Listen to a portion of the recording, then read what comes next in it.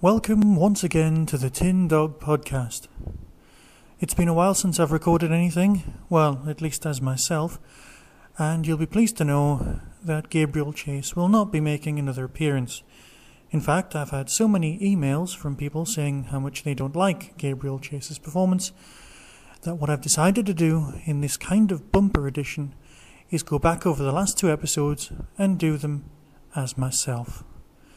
Some people were wondering why I'd done them as a character. Well, I thought it was kind of funny having somebody, sort of like a TV historian, talking about the Daleks like they were, something from history. Obviously, this didn't go down as well as I would have liked, so here we go. For those of you who want to know about Dalek history, but really didn't want to put up with my wonderful voice, here we can go as myself. Now, the source for these Dalek histories that I'm going to present to you are from the deeply, deeply wonderful Discontinuity Guide, which I think's been reprinted, and you can get a very nice copy. Now, unfortunately, the Discontinuity Guide, which is a bit like a continuity guide, only has lots of funny bits, doesn't have anything to do with the new series, mainly because some of the authors of the new series actually are authors of this book, and they can hardly take the mick out of their own work without seeming, churlish. So, there is an online version of this book which I desperately suggest you track down. Now, this is also taken from the BBC website with a history of the Daleks as well. Okay, the Daleks, as we know, are small green blobs of hate inside travel machines. They're a bit like a tank. They are mutants, post-atomic war stuff. All of these facts are fairly well accepted. However, once we get into the nitty-gritty and the details behind the stories, we start seeing kind of issues that come up. The best way to think of the history of the Daleks is to split it into 3 groups. Some people want to see the history as one continuous strand. Lawrence Miles has a theory on this. You can track that down on the internet. It's basically a way that history is not changed. It's always happened and all of the outcomes are always there. It's kind of if you believe in fate. Now, the whole point of a time travel show to me is that you can change the past. You can go back, you can alter things, you can fix things, you can put things right or not. I know the Doctor's got a whole non-interventionist policy, but let's face it, he turns up and changes things, and because he thinks it's alright, he can do it, but he doesn't want anyone else doing it.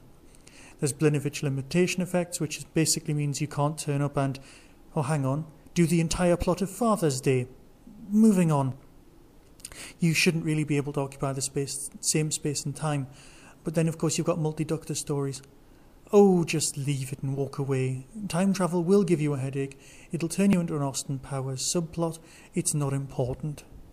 The important thing to remember is that although we experience the Doctor's life is first incarnation, second incarnation, third incarnation, and so on, he's not experiencing the Doctors in the same order. There is an argument that he's experiencing the Master in the same order that his own life is going on. But even then, I'm not that thrown or even convinced by that argument. So, basically, if the Doctor meets Dalek A in 1970, the second Doctor, the next Doctor along, might meet Dalek A in 1960, if you see what I mean. So we're going forward in our watching of the show, but we're seeing something further back in time. So if we deal with Dalek history as the main thrust of the programme, we get a whole different perspective on the stories because they're not happening in the same order that we see them in, if that makes sense. Okay, so let's start off with the first history of the Daleks. Now, the reason there's a first history becomes obvious at the end of it. Now, for those of you who want to experience these stories by watching them, an ideal point to start is, of course, at the very beginning. And being Doctor Who, it's never straightforward. There are 2 very beginnings. But the very beginning for us, what we'll do is we'll take the very first story, what's become known as the Daleks. Now, in the past, Doctor Who, the show, used to have individual episode titles for every single story. The story that's become known as the Daleks was about 6 episodes long, and it was on at the end of 1963, beginning of 64, and had the first Doctor arrive on Skaro with his companion, that's his granddaughter Susan, Ian and Barbara, and they wander around a jungle and find a city. Now the jungle is desiccated, it's sort of fossilised, but they find this huge metallic city on the other side, enter the city and discover some robots. They discover that the robots aren't in fact robots at all, but they are survival tanks called Daleks of a race who were called the Dals, and the Dals had taken to hiding inside these machines because they were horribly mutated as a side effect of a war. The stories of the war had been lost over the generations, and the war was with a race called the Thals. Now, Terry Nation, who wrote this, has got the Thals and the Dals. Basically, it's a metaphor for two races that are almost exactly the same, but with one slight difference, being at war. Thal, Dal, makes complete sense. It's not until 1974, with a Tom Baker story, that we're presented with a different original race that gave rise to the Daleks. Instead of the Dals, we have the Khaleds. Of course, I'm getting ahead of myself because that's the second history of the Daleks.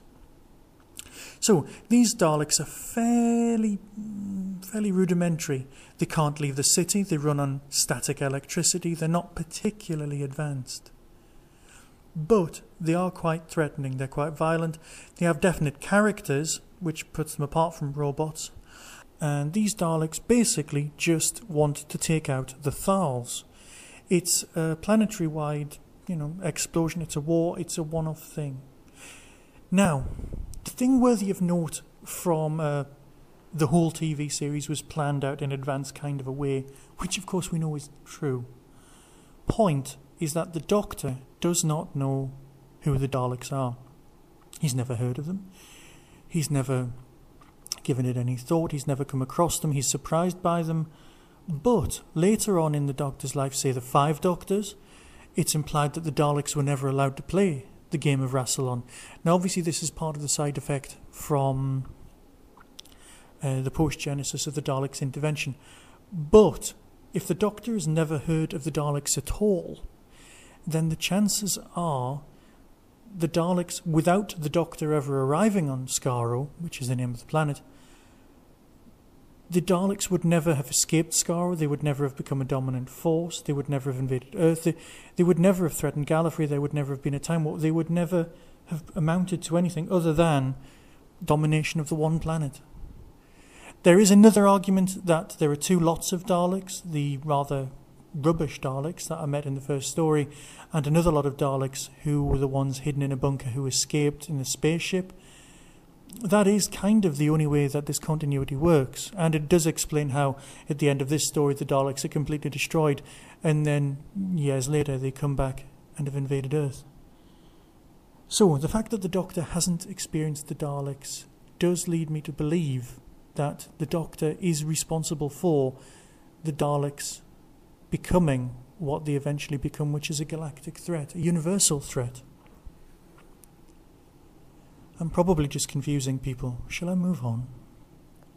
So, the next story in this Dalek history seems to be the Daleks' invasion of Earth. Also, it's the second story that we experience as viewers.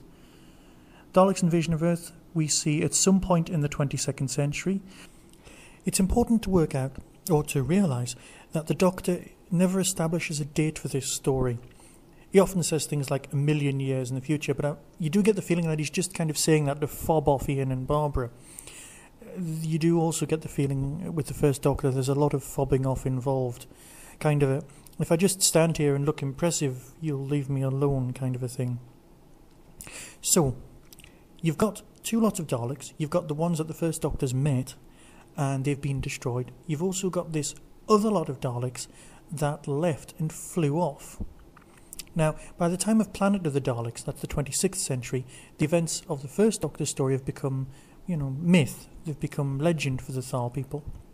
So these more advanced Daleks who've developed their own technology, which have enabled non-Daleks to become Dalek mutants, and a large number of them have gone out into space, and then by the time of Planet of the Daleks, that's set in the 26th century, the tale of the Thal's attack on the Dalek cities become a legend, and so is the Doctor, so is Ian and Barbara and Susan. Now this is to the Thal people. However, at this point in our history of the Daleks, we need to jump to the second Doctor story, Evil of the Daleks, which is odd because obviously as viewers we've experienced Dalek invasion of Earth, but again, given time travel, this is fine. So, the more advanced Daleks that had developed their own technology, that was enabled non-Daleks, non-Khalids, to become Dalek mutants, and a large number of them return to Skaro and begin work on time travel technology. Now, to do this, they need the help of a man called Theodore Maxable.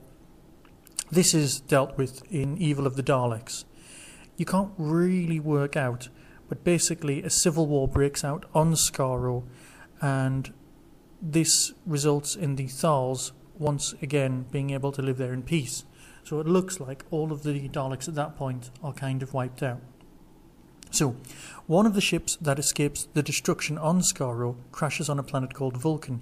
Yes, I know Vulcan, but Doctor Who did use it before certain other TV series, but it doesn't mean that Doctor Who has the priority over Vulcan on the grounds that it's actually ancient Roman, I believe. So, these Daleks actually recognise the second Doctor, the ones that are on Vulcan, because they had experienced him in Evil of the Daleks. However, the order that we've experienced the episodes in is different, but that's fine, that's absolutely fine. So, the Earth colonists haven't really heard of the Daleks at this point, because the first major encounter with the Daleks comes actually later, which of course is in Dalek's Invasion of the Earth, again with the first Doctor. I'm sorry if this isn't making sense. Please look at the show notes, or indeed just look at your collection. Around this point, the Daleks probably discover time travel and attempt to turn this defeat into victory by going back in time and invading Earth in the late 21st century. Having invaded Earth, there's a line where they say, "We have changed the pattern of history." Now, the Doctor's intervention a century later in Day of the Daleks is so successful that this alternative timeline doesn't actually happen. This episode's extremely good, well worth watching, although it does just look like Terminator to the untrained eye. So these Daleks have then been defeated twice, in Dalek's Invasion of Earth and Day of the Daleks, but of course they've only really been defeated the once, because once is a reworking of history, if that makes sense.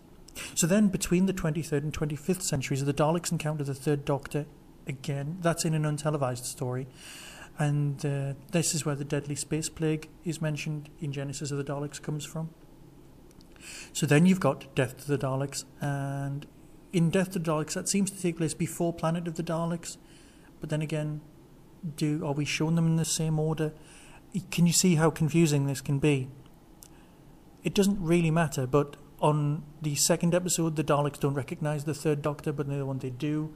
So they seem to be updating their own files as soon as they're aware of the Doctor's identity changing. Or could this just be sloppy writing? I couldn't possibly comment. Let's face it, it was the 70s, people were just happy the Daleks were on TV almost every other week. So, by this point, the Earth has a pact with the Draconian Alliance, and the Daleks are about to try and conquer the entire galaxy using a huge invisible army. Remember, invisible armies are very cheap to make, and everyone just says they've got them, and no one can actually prove it either way. So it's an ideal invasion force. So these Thals, who obviously can remember the original one, it's Planet of the Daleks, there you go, Spiridon, are you Sylvester McCoy or not? We'll get back to you on that one. I am rambling too much. Basically, the Daleks are really annoyed by the amount of interference the Doctor seems to have been doing in their plans. And to that end, the Daleks, who've discovered time corridor technology, according to the Fifth Doctor, or pure time travel, they seem to have a version of their own TARDIS in order to try and take out the Doctor early on. Some people would see this as a very, very early part of the Time War. I don't know, I can't see an issue with it not being part of the Time War. Let's face it, the Daleks try and take out the Doctor by travelling back to take out his first incarnation in the story that we've seen as The Chase. Now obviously so this is something like the third ever Dalek story as far as we're concerned watching it, but The Chase seems to happen, as far as the Daleks are concerned, almost at the time that we as viewers are watching the third Doctor stories.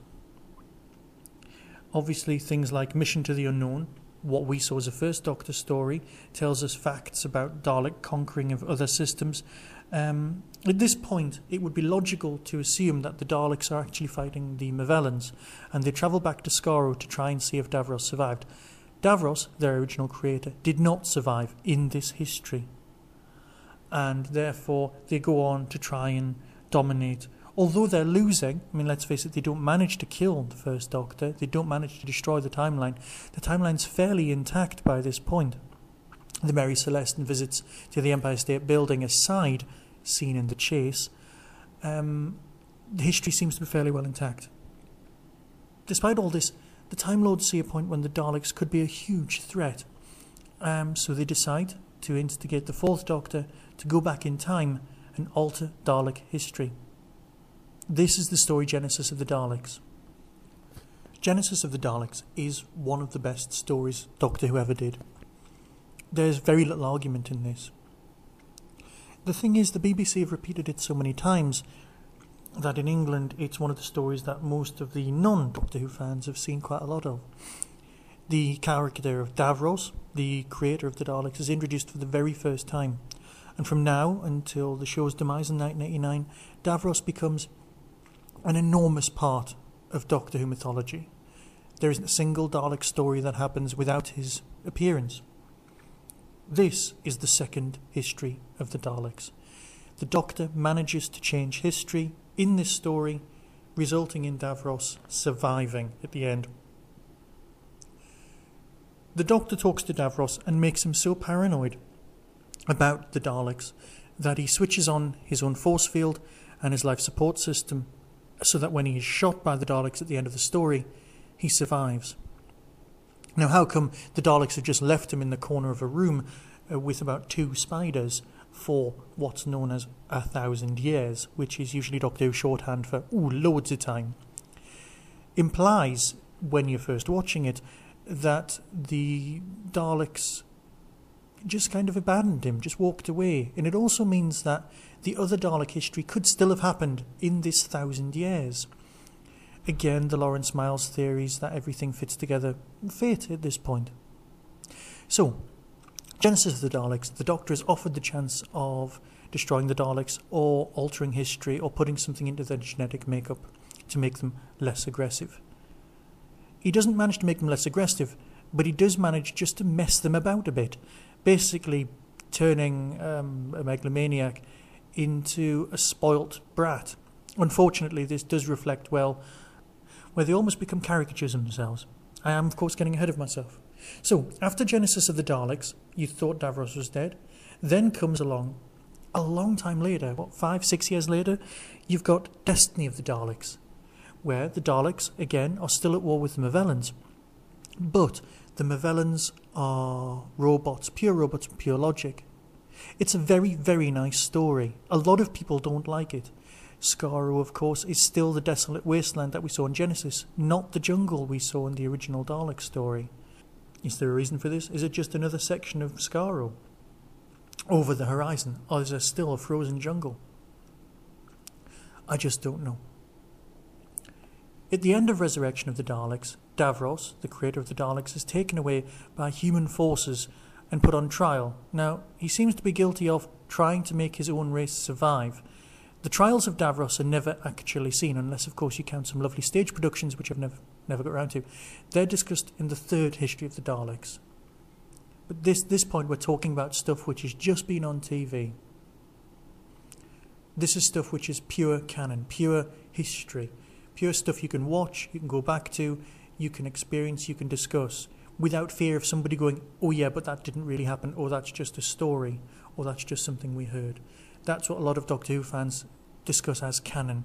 I can do a whole show on this another time, but basically, stuff that's been on TV is real, stuff that's been in another media is seen by some fans as less real or less fitting in with history.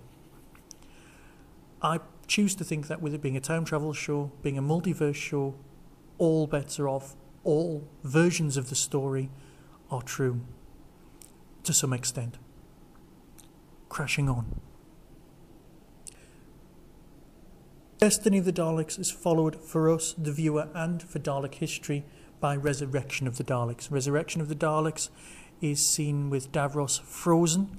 Leslie Grantham's in this story, for those EastEnders fans amongst us. I think it was his first TV role, could be wrong. And Rodney Bewes. It's one of those 80s star-studded things where none of the stars actually meet up. Of course, the guy who plays Lytton in one of the Cyberman stories is in this. Not important, we'll come back to it. You think the Dalek history is complicated? Wait till you experience the Cyberman history. Moving on. At the end of Resurrection of the Daleks, Davros kind of is attacked by the virus that the Movellans used to win the war. Davros is exclaiming that he isn't a Dalek and is shouting and ranting about not being a Dalek. I'm not a Dalek, and he starts taking ill in exactly the same way that Daleks take ill. Now, the fact that the virus could just attack the Khalid mutant and Davros was a Khalid could be connected. I don't know. He never seemed to grasp this.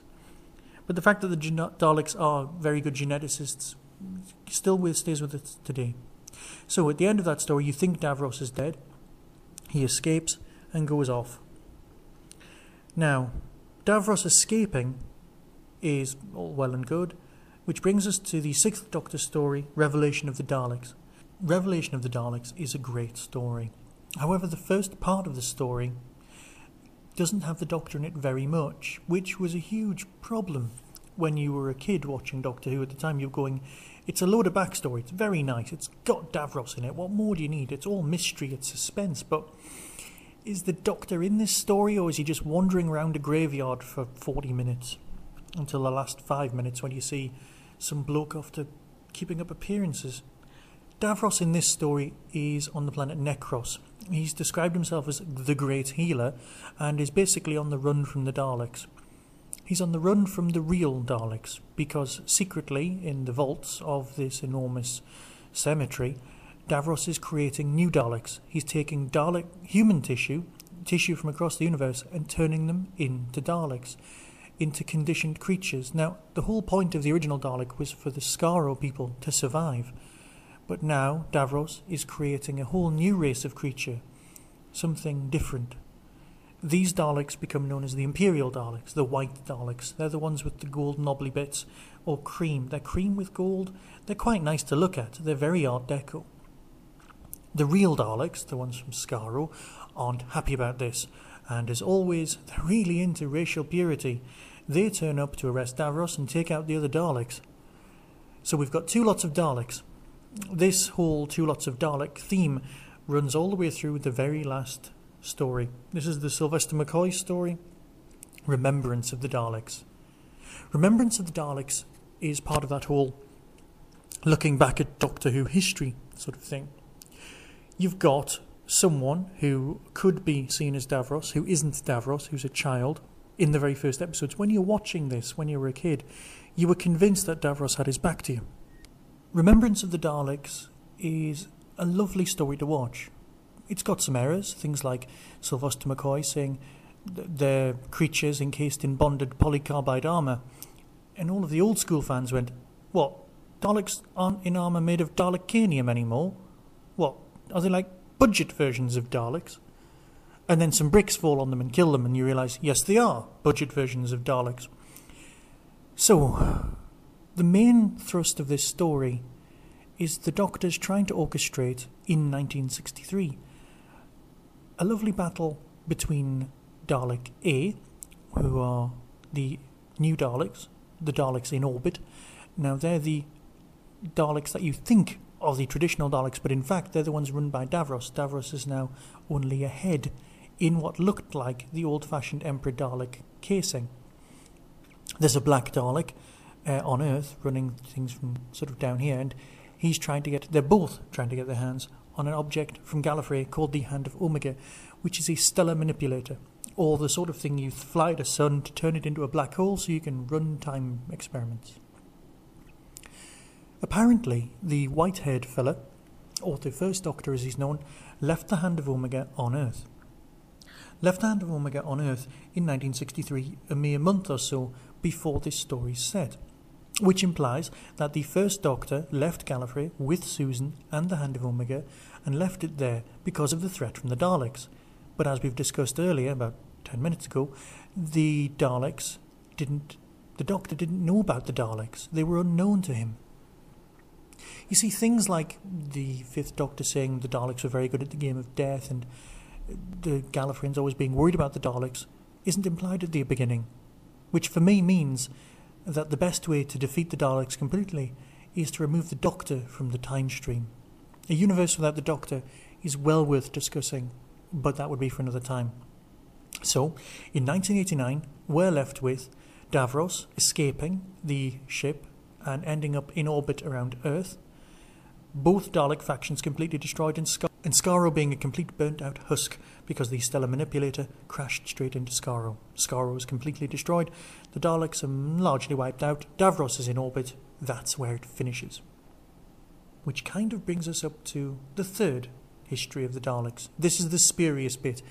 This is the bit that takes us from the end of Revelation through the 9 years when the series is off and into this new series of Doctor Who. The best place to find Doctor Who during these wilderness years was on the pages of Doctor Who magazine. Also, the Virgin novels, and then, following the McGann movie, the BBC novels. Now, Virgin's writing guide consisted mainly of big warnings saying, no multi-Doctor stories, don't meet the Daleks, we can't afford them, please go away and write original stories. Which they did, and they were marvellous. The Daleks were mentioned in passing, in a kind of a distant, off-world kind of a way. The character of Ace eventually left the Doctor for a while to fight Daleks, and came back as an older, wiser Dorothy McShane, or whatever they decided her surname was, after fighting them. The new adventures were great. They were fabulous. And eventually, of course, after the McGann film, worthy of note because the Daleks seem to sound like Smurfs and have put the Master on trial. Yes, why was the Master on trial? Why was he... Just let it go there. The Daleks have put the Master on trial in the Paul McGann 8th Doctor story, and that's why the Doctor turns up on Skaro and gets the ashes. You never see a Dalek, you just hear them. They're not very good Dalek sounding things, but you don't know. I always assumed that it was a bunch of Daleks killing the Master at once rather than just one. It's kind of overkill, but let's face it, the Daleks are good at that sort of thing. So, in these wilderness years, a good place to see the Daleks rather than just read about them was Doctor Who magazine. Now, these stories, every so often Daleks would turn up. The 8th Doctor had wonderful stories, but all of these stories took place in the post-Genesis of the Daleks universe. Except for one of them, which seemed to take place in an odd combination of the pre-Genesis and post-Genesis, Patrick Troughton after effect. Basically, the Daleks with the human factor, and these are the ones discussed, I believe, a long time ago. Let me just check my notes. Evil of the Daleks, I believe that story was. The ones that survived that story then took on more human qualities, handed in their weapons, and lived on a planet in peace. Unfortunately, underneath the planet, there was a large squid psychic monstery thing, which kind of scuppered the process. But they were calling the Doctor the Saviour, the Messiah. It was a very nice twist. You could see the Daleks in this medium. We never truly thought Doctor Who would come back, but fans wanted them to come back, wanted everyone back. Fan-made audios turned into Big Finish audios, and Big Finish was licensed, and they had licenses coming out of their ears because the BBC was just going to ignore them. So, Big Finish, the audio company, decided to bring the Daleks back. Again, all of these audios seem to take place in a variant history that's kind of an amalgam of both histories. The Dalek Empire series, the first Dalek Empire, seemed to fit together in a Daleks trying to take over the universe, early Time War kind of a way. Started off with the Sylvester McCoy story, The Mutant Phase, where some Daleks are trying to break into a library. Oh yes, it's quite hot stuff. Yeah, perhaps they should just join. I don't know. The Apocalypse element, well worth a look. Actually, no, that wasn't it. The mutant phase with the Peter Davidson story. Now that one's got a sort of time loop thing going on. It's set many years after the Daleks' invasion of Earth, and many years during the Daleks' invasion of Earth. It kind of jumps around. There's a Dalek who gets bitten by a wasp. Yeah, as you can see, it's all cutting-edge story stuff. There's a Dalek bitten by a wasp, and that mutates into a sort of killer Dalek thing. The Apocalypse element is the Sixth Doctor story, and that's got a lot to do. If you ever wanted to experience an early battle in the Time War, I would definitely recommend this as something worth listening to. It's the Sixth Doctor. It's got President Romana, who's been missing for 20 years. I won't tell you too much about it. I won't spoil it. It's quite good if you're a big fan with a lot of continuity. However, if you just want to experience it, you're going to be sitting there. The Time War is just for fans, to be fair. It's not important to casual listeners. The other stories that follow along from this are Jubilee, again set in a very odd time-travel-y parallel world, England, where the Daleks were defeated very, very early on, which has affected history. Now Jubilee, a lot of people have said, was the origin for the Doctor Who story Dalek, the 2005 season, the Christopher Eccleston one. You can see the origins in the sense of it's got a Dalek who's being tortured, who is questioned and has to question himself. However, the overall plot concerning an alternative fascist England and Martin Jarvis and a lot of other things has very, very little and is never translated. It's a great story. It's well worth experiencing. However, like the mutant phase, the use of time travel to get out of the story just seems disappointing. To me, I don't know about anyone else. The Genocide Machine, that's the one I meant earlier. That's the one where the Daleks try to join a library. Oh yes, 4 episodes of complete... Have you got a phone bill? Yes, you can join our library. In our library we have... Sorry, I'm doing a voice. You don't like that? I'm sorry.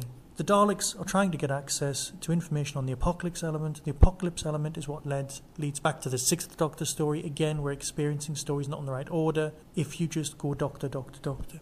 There is an audio called Death and the Daleks, of which I know nothing about. I believe that's a Bernice Summerfield story. And then, of course, there's the Dalek Empire series, which are very, very similar in respect to a lot of Blake Seven's stories. I don't know these, let's face it, I can't afford to buy everything by Big Finish. However, if Big Finish want to send me some discs, I will, for free, that's free, I'll definitely review them. No questions asked. So, we've then got, before I go into the rest of the audios, actually, let's cover the rest of the audios. Paul McGann signs up at this point, and his Dalek stories are slightly different from what went before. These Dalek stories seem to be happening after everything else. These are continuations of the stories. These seem to be in addition. These are kind of wonderful, to be honest. Time and the Daleks, however, is just odd.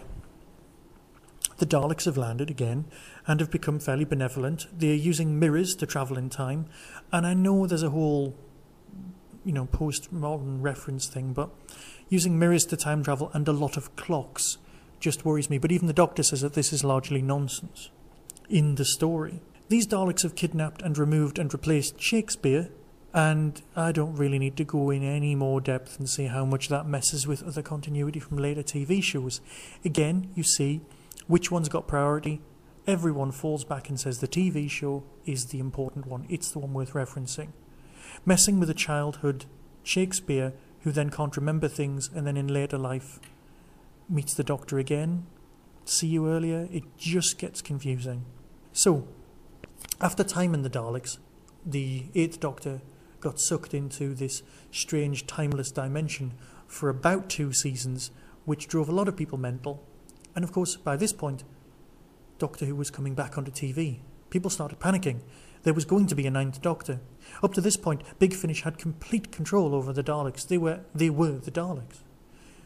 Because the BBC were bringing everything back, and McGann wouldn't be seen to become Eccleston, They still had their gap to fill, but they needed the Doctor back in our universe just to try and help things along. And so, the Time War isn't gone into just yet. We have a story called Terra Firma, where the Doctor exits reality, exits this other dimension, and ends up on Earth, again Earth controlled by Davros and the Daleks.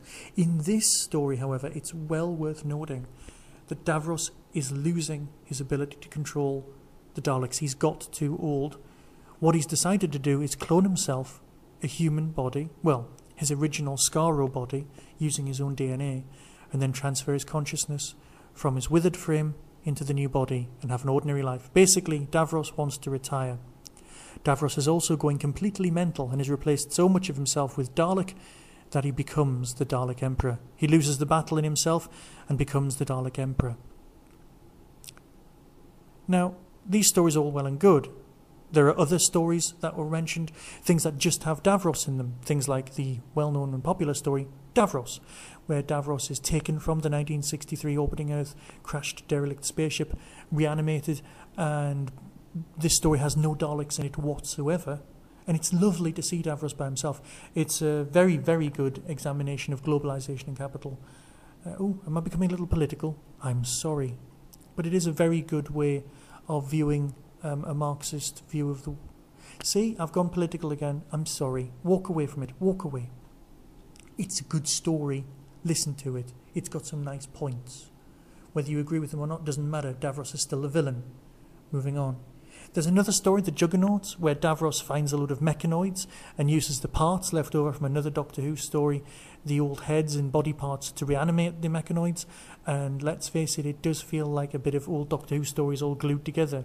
It's very good, it's got Mel in it, and you get to hear the actor who plays Davros' voice, his real voice, which is good, unless you're a fan of The Archers, and then you just go, hang on, he's in The Archers. So, we've got Renaissance of the Daleks. Again, it's a Peter Davison story. Again, it's a twisting about with time story. These are all Big Finish tales. The gap between these Big Finish stories and the Time War and how we're left is basically left to readers to read. Of course, there were BBC novelizations. There was War of the Daleks, which tries to blend all of the histories of the Daleks together, but it tries so hard that you're left thinking, this is rubbish. This is really bad continuity. It's gluing things together. I would desperately recommend people not read War of the Daleks, just in order to not have their view of continuity messed about with. The story itself is perfectly acceptable. It's extremely well written, but it's just not my cup of tea. Legacy of the Daleks, which takes place in an Earth after the original Daleks invasion, has Susan in it, and that's a lovely story because the Eighth Doctor and Susan never actually meet. They almost meet in a corridor. Susan ends up stealing the Master's TARDIS and is responsible for the state of the Master in the 1974 regeneration problems, that thing. These are all massive continuity smears, really. Some of them are lovely attempts at joining the dots. Let's face it, everyone likes that game. But as a larger history of the Daleks, you can take or leave the Big Finish stuff. I prefer to take it. I love the Big Finish stuff. So, after that, after Blood of the Daleks, which is the BBC 7 things you may have heard, which is fairly standard Dalek story. The Daleks are evil. The Daleks are trying for racial purity. They wipe out some other people. Those stories are very nice. They could fit anywhere in any Dalek time. So it's best to jump from that into the Dalek history you're aware of. Apparently, there was something called the Cruciform. Apparently, the Daleks took on Gallifrey. Gallifrey took on the Daleks. Who fought first? We just don't know. One Dalek survived screaming through time. Another Dalek survived screaming to the history. That was the Emperor. The Emperor Dalek and all of the Daleks that he's had made from bits of humanity are destroyed by Rose. This is fine. Every single Dalek in existence is destroyed. Is that every single Dalek ever? Are they destroyed at any point? Is this why there's another history of the Daleks? Has everything the Daleks have ever done been removed from history? Has Rose succeeded where the Fourth Doctor failed? I don't think so. I think she just removes them at that point in history because she doesn't think things through. After that, of course, there's the cult of Skaro living in their little sphere. The cult of Skaro gets destroyed in the battle for Canary Wharf with the fake Cybermen. And then the Daleks take Manhattan. Let's face it, of course, being a time travel show, we're experiencing the history of the Daleks in order because they've both time travelled back. We've now got the 10th Doctor. Whether the Daleks appear in the new series, I personally hope not. I remember a point when you were expecting the Daleks to be never in the series. Tom Baker, the longest serving Doctor, only met the Daleks twice. It's worth considering. Perhaps every Doctor only gets to meet the Daleks twice these days. So, I hope you've enjoyed this reasonably short history of the Daleks. All 3 versions. You've probably been shouting at the recording going, well that's wrong, well that's wrong. Email me. The address is coming up at the end. Remember, of course, there's the MySpace account where you can join the group and discuss this show with others. You can email me, you can leave comments on the Tin Dog website, and of course, thanks to one of my listeners for creating the new Wikipedia page, which tells you all about the show. It's very nice to know that if you go on Google and type in Tin Dog, you get a whole page mainly about my podcast. And of course, there is Podcast Alley. Remember, I've had almost 10 votes. Yeah, I know other people have had more, but let's face it, it's me and you talking about Doctor Who. What more do you need? I'll be back shortly with another show. However, of course, I have a wedding to organise, so please forgive me if I'm a little bit tardy. Be seeing you. You have been listening to the Tin Dog Podcast. If you have been affected by anything discussed in this show, a helpline has definitely not been set up. However, you can email us at tin-dog@hotmail.co.uk or leave a comment or a picture at our website www.tin-dog.co.uk. Doctor Who is a registered trademark of the BBC and they'll come round and bite you if you misuse it. No infringement is intended.